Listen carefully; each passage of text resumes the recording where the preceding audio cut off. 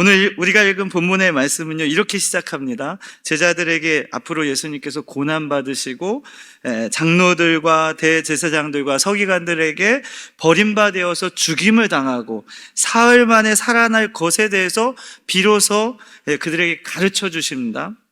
비로소 예수님은 앞으로 받으실 고난, 십자가의 사건을 이야기해 주신 거예요. 그때 베드로가 어떻게 했죠? 예수님을 붙들고 항변을 했습니다. 제가 전에 한번 이게 말씀을 나눴는데, 붙들고라는 이 표현은요, 그냥 우리가 생각했다는 것처럼 뭐 이렇게 손을 붙잡거나 아니면 바지가랑이를 붙잡고 한 게 아니라는 거예요. 어떻게 했냐면 마치 멱살을 잡듯이 예수님의 멱살을 잡으면서 막 항변을 하는 거예요.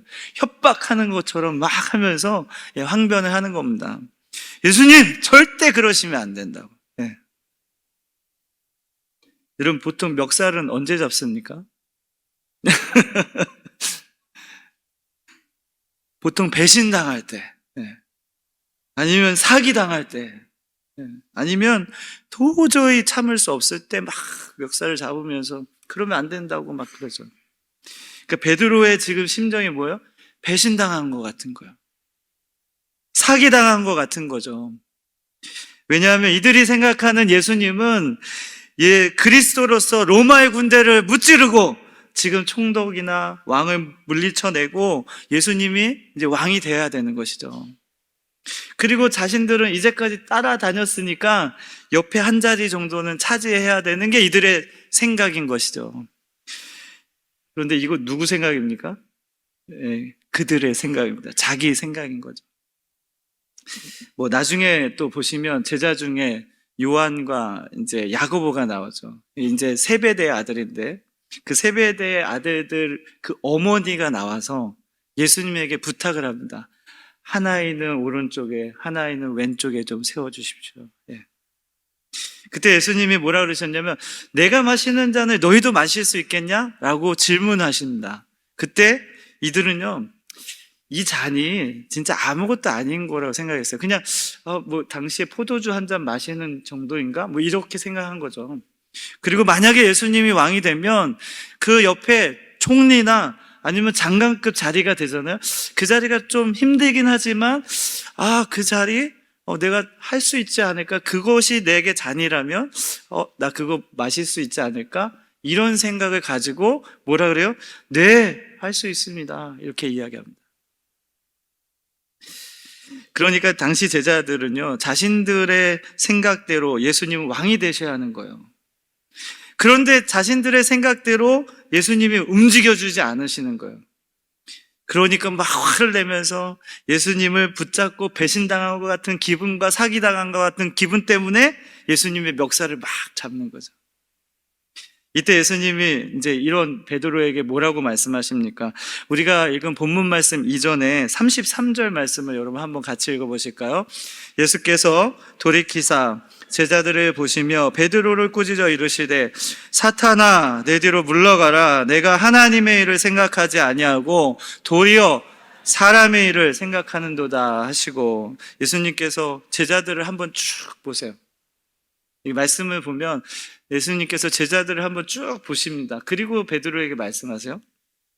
이 제자들을 쭉 보는 것은 무슨 의미냐면, 너희들도 한번 잘 들어봐. 베드로에게만 하는 이야기가 아니라 뭐요? 제자들 모두에게 하시는 말씀인 거예요. 그러면서 뭐라 그러세요? 꾸짖어서 말씀하십니다. 사탄아 내 뒤로 물러가라. 내가 하나님의 일을 생각하지 아니하고 도리어 사람의 일을 생각하는도다. 여기 하나님의 일이라는 건요, 하나님의 어떤 영원하신 구속의 계획을 따라서 그 고난의 십자가의 길을 가는 것이에요. 그런데 사람의 일이라는 건 뭐예요? 그 고난과 죽음을 다 내려놓고 정치적인 메시아가 되어서 예루살렘의 그 왕에 오르셔서 자신들의 어떤 평안함과 어떤 만족함을 누려야 하는 것이에요. 이거를 이야기하는 것입니다. 예수님이요, 전에 이제 제자들 이 무지함을 좀 이렇게 많이 봐주셨어요. 그래도 참아주시고 인내해 주셨어요. 그런데 이번만큼은 좀 정확하게 이야기해 줘야 되겠다는 마음이 들으셨어요. 그래서 꾸짖으시면서 베드로에게 이야기하십니다. 그런데 베드로에게만 한 게 아니라 그 당시에 있는 전체 제자들을 보시면서 말씀하시는 거예요. 너희들이 지금 생각하는 일은 하나님의 일이 아니라 도리어 사람의 일을 생각하는도다.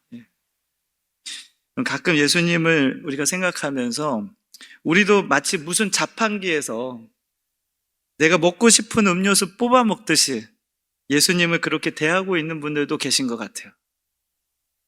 그래서 내가 A라는 음료수를 먹으려고 자판기를 딱 눌렀는데 그게 안 나오거나 아니면 B라는 음료가 나올 때 베드로처럼 막 항변을 하죠. 막. 자판기 두드려 본 분들 계시죠? 막 안 나오면 막. 자, 그래서 예수님께서 그런 제자들에게 확실하게 이야기해 주시는 겁니다.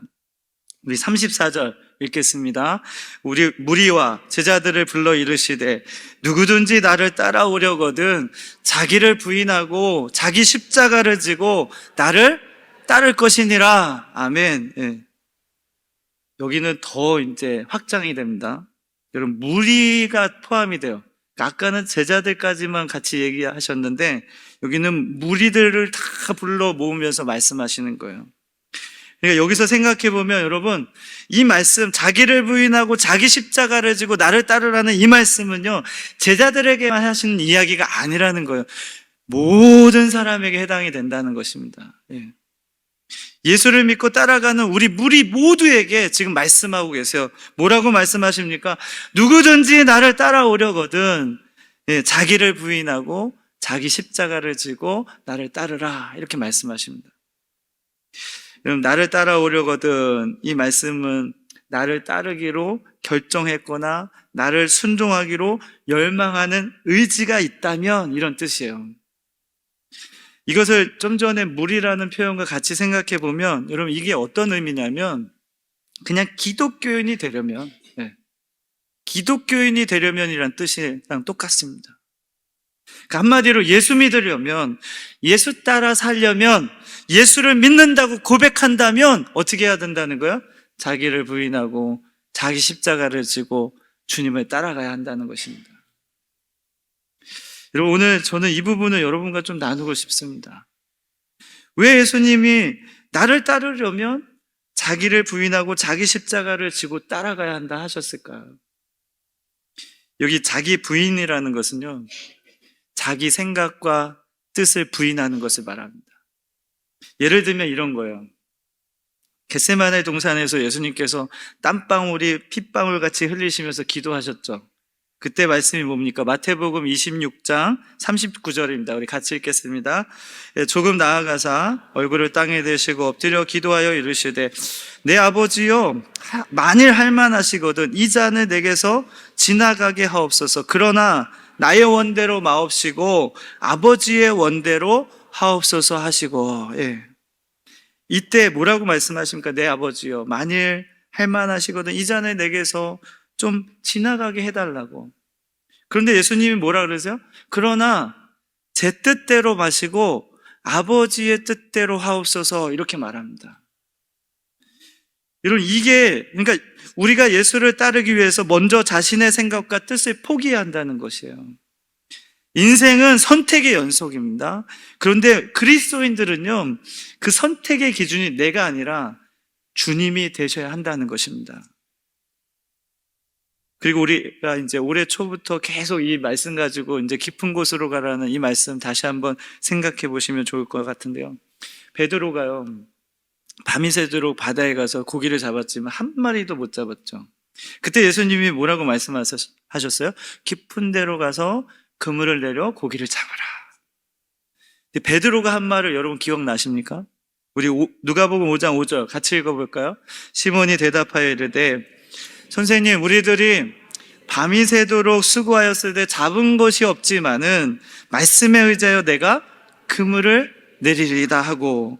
뭐라고 합니까? 선생님, 밤이 새도록 못 잡았는데 그래도 이제는 어떻게 해요? 내가 말씀에 의지하여 그물을 내리리다. 자기를 부인하는 고백을 하고 있죠. 이렇게 자기 부인이라는 건요, 자기 생각과 자기 뜻을 완전히 부인하는 거예요. 이 헬라어로요, 자기를 부인하다는 말이 아팔레오마이라는 단어입니다. 아팔레오마이. 이거는 이제 멀리 떨어지다라는 접두사 아포라는 말과, 그리고 단절하다, 부정하다라는 동사인 알레오마이라는 것이 합쳐져서 합성어로 나온 거예요. 이게 뭐냐면 본래의 성품이나 어떤 죄된 생각이나 습관에서, 그리고 자기의 뜻과 생각에서 어떻게 하냐면 완전한 단절을 말하는 것입니다. 그냥 좀 줄여볼까? 이거 조금씩 해볼까? 이게 아니라는 거예요. 그러니까 뭔가 육체의 어떤 소망을 이렇게 좀 억제하는 차원도 아니라는 거예요. 그냥 내 안에 내재되어 있는 생각과 뜻, 그리고 내 안에 있는 모든 죄된 모습을 다 완전히 끊어버리고 다른 걸로 완전히 바꾸는 거예요. 뭘로 바꿔야 됩니까? 예수로 채워야 되는 것이죠. 이와 같이 자신에 대해서 완전한 포기를 말하는 것이 자기를 부인한다는 거예요. 한마디로 내가 되기를 포기하는 겁니다. 이제 나는 예수를 따르기로 결정한 그 이상의 것이에요. 이제 나는 예수 때문에 사는 거예요. 예수 때문에. 그래서 갈라디아서 2장 20절과 같은 고백입니다. 우리 같이 읽어볼까요? 내가 그리스도와 함께 십자가에 못 박혔나니 그런즉 이제는 내가 사는 것이 아니요 오직 내 안에 그리스도께서 사신 것이라. 이제 내가 육체 가운데 사는 것은 나를 사랑하사 나를 위하여 자기 자신을 버리신 하나님의 아들을 믿는 믿음 안에서 사는 것이라. 이제는 내가 죽고요, 내 안에 예수가 사는 거예요.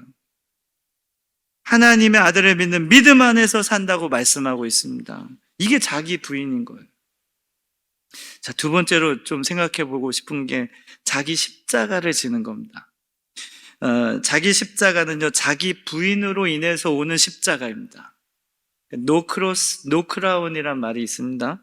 십자가 없이는 부활의 영광도 없다는 뜻이에요. 우리는 부활의 영광만 너무 강조하다 보니까 십자가의 고난을 간과할 때가 많습니다. 십자가 없는 부활은 없는 거예요. 예수님도요, 오늘 뭐라고 말씀하셨냐면 제자들에게 분명히 말했어요. 내가 고난받고 죽임당하지만 부활할 거라고 분명하게 말씀해 주셨습니다. 그런데 이제 부활이라는 것이 다시 사는 건데요, 다시 살기 위해서는 뭐가 필요하다는 거예요? 죽어야 한다는 것이죠. 근데 죽지 않으려고 하니까 이게 문제가 되는 거예요. 또한 자기 잘못 때문에 당하는 어떤 고난이나 어려움을 자기 십자가라고 해서도 안 된다는 겁니다. 그러니까 믿음 때문에 당하는 고난이나 어려움이 바로 자기 십자가입니다.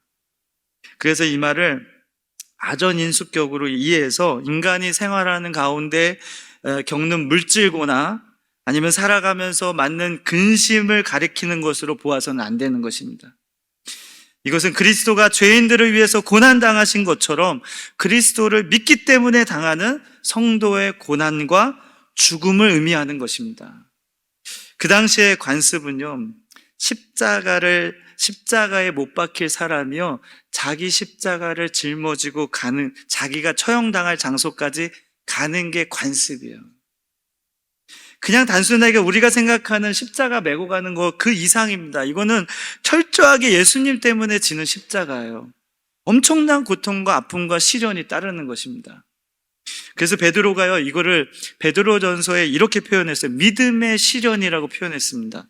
우리 베드로전서 1장 6절 7절 한번 읽어보실까요? 그러므로 너희가 이제 여러 가지 시험으로 말미암아 잠깐 근심하게 되지 않을 수 없으나 오히려 크게 기뻐하는도다. 너희 믿음의 확실함, 여기 믿음의 시련이에요. 이게 불로 연단하여도 없어질 금보다 더 귀하여 예수 그리스도께서 나타나실 때 칭찬과 영광과 존귀를 얻게 할 것이니라. 여기 보면 믿음의 확실함이 믿음의 시련인데, 이게 개역 한글, 그러니까 전의 한글에는 믿음의 시련이라고 나옵니다. 이 믿음의 시련이 예수를 믿을 때 분명하게 존재한다는 것을 말하고 있는 것입니다. 그래서 어떻게 되냐면 근심하는 거예요.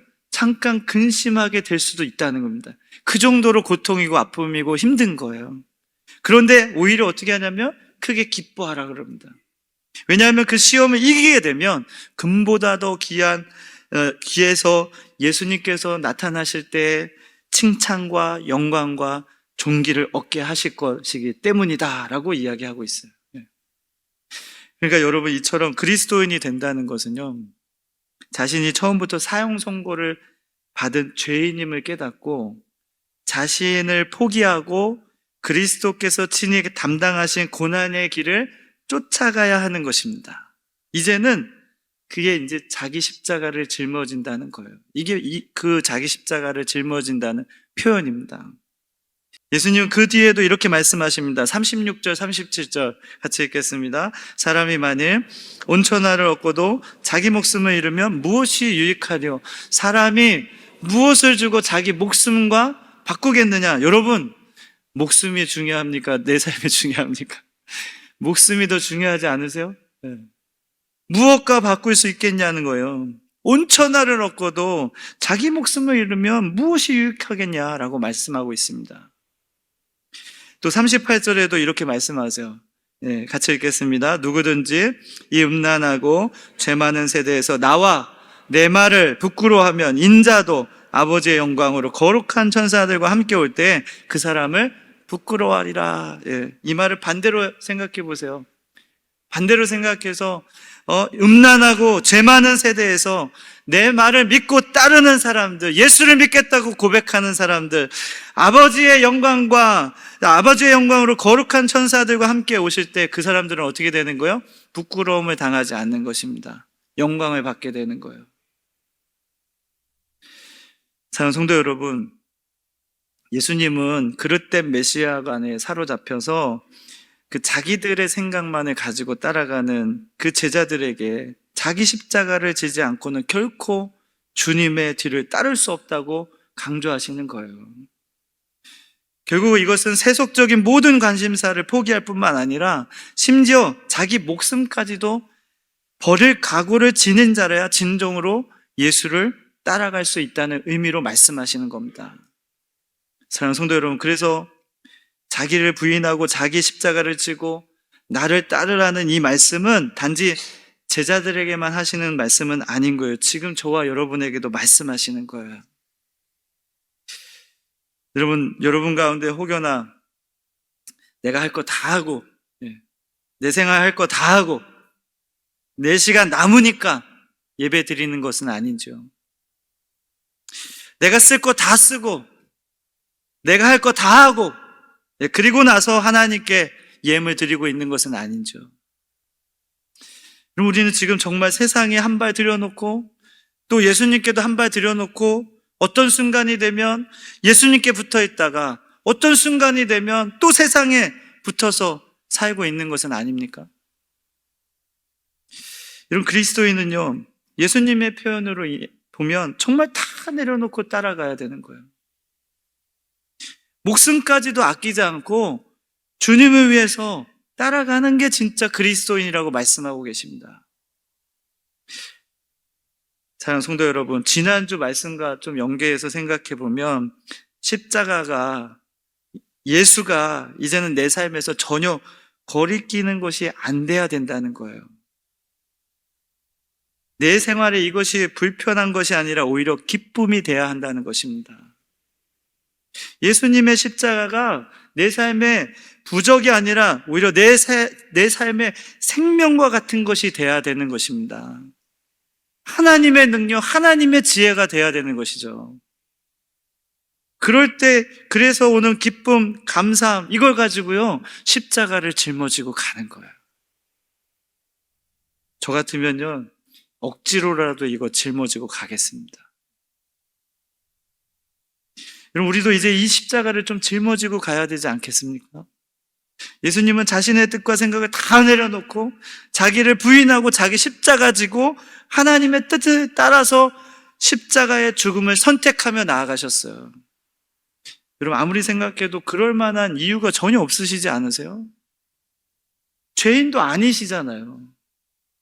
그럼에도 불구하고 그 십자가를 지고 그 골고다 언덕을 한 걸음 한 걸음 걸어 올라가셨습니다. 여러분, 지금 사순절 어떤 삶을 진짜 살고 계십니까? 여전히 십자가는 끔찍한 형벌이고 십자가는 아무 능력도 없다고 생각하고 내 삶에 이 십자가는 거리끼는 것이야 라고 생각하고 여전히 내 생각과 내 뜻을 가지고 예수를 그냥 따라가는 것은 아닌지요? 주님이 지금 십자가를 질 수 있냐고 물어보실 때 네 주님, 그거 내가 지고 가겠습니다. 제가 십자가 지고 가겠습니다 라고 대답하실 수 있으시겠습니까? 아니면 여전히 아니에요 주님, 아니에요, 지금은 아닌 것 같아요 주님, 이렇게 대답하시겠습니까? 여러분 한번 예라고 대답하시고 우리에게 주시는 십자가, 나에게 주는 십자가, 내가 짊어지고 가야 하는 십자가 지고 사는 성도의 삶이 되어보시기 바랍니다. 예. 반드시 여러분에게 오히려 구원하여 주시고 여러분을 지켜주시고 여러분의 삶 속에 늘 능력으로 지혜로 다가와 주실 줄로 믿습니다. 왜 예수님께서 자기를 부인하고 자기 십자가를 지고 나를 따르라고 하시는 겁니까? 그 십자가가요 결국은 나에게 생명의 십자가가 되기 때문입니다. 은혜의 십자가가 되는 것이기 때문입니다. 십자가가 고통만 있고 아픔만 있고 시련만 있다면 주님은 여러분에게 지라고 하지 않으셨을 거예요. 어느 이제 목사님이 식당에 갔습니다. 식당에서 아르바이트를 하는 여성분 한 분을 봤어요. 그랬더니 예쁜 십자가 목걸이를 또 하고 계신 거예요. 그래서 목사님이 물었습니다. 십자가 목걸이가 참 예쁘다고, 교회 다니십니까? 그랬더니 네 라고 대답을 했어요. 근데 목사님이 좀 장난스럽게 말해주는 거예요. 십자가는 원래 등에 지고 가는 거 아닙니까? 그런데 왜 이렇게 십자가를 앞에 걸고 다니십니까? 이랬어요. 그분이 이렇게 대답했습니다. 네, 알고 있습니다. 그런데 열심히 일하면 십자가가 뒤로 가기도 하더라고요. 그때 목사님이요, 이 마음이 울컥하고 감동이 왔어요. 야, 열심히 일하면 십자가가 등 뒤로도 가는구나. 이걸 이제 생각하면서 계속 묵상하시면서 기도하시는 거예요. 십자가도 열심히 일하는 사람에게 지어지는 것이구나. 일하지 않는 사람에게는 십자가도 지어주지 않는 것이구나.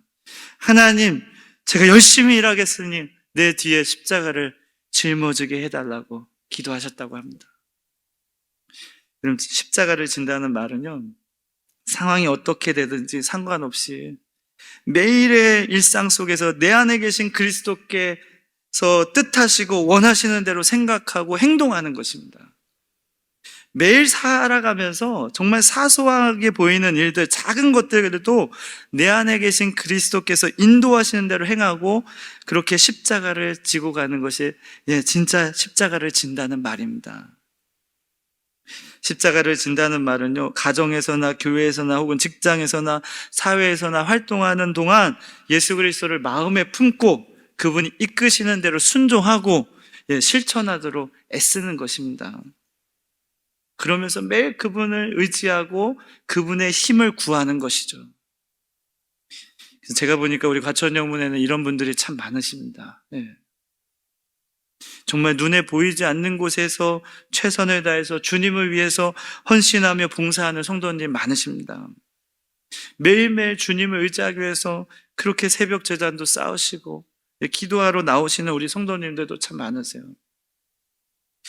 그런 분들은 자기 십자가를 지고 가는 분들이라고 제가 이렇게 보고 있습니다. 하나님도 그렇게 보실 겁니다. 그러나 이제 여전히 아직도 나를 부인하지 못하고 자기 십자가 짊어지기 싫어서 피해 다니는 분들도 많으신 것 같아요. 이번 사순절 기간이 다시 한번 여러분 그 십자가를 짊어지고 갈 수 있는 시간이 되시길 축복합니다. 주님이 십자가를 질 수 있냐라고 물어보실 때 아멘이라고 대답하실 수 있기를 바랍니다.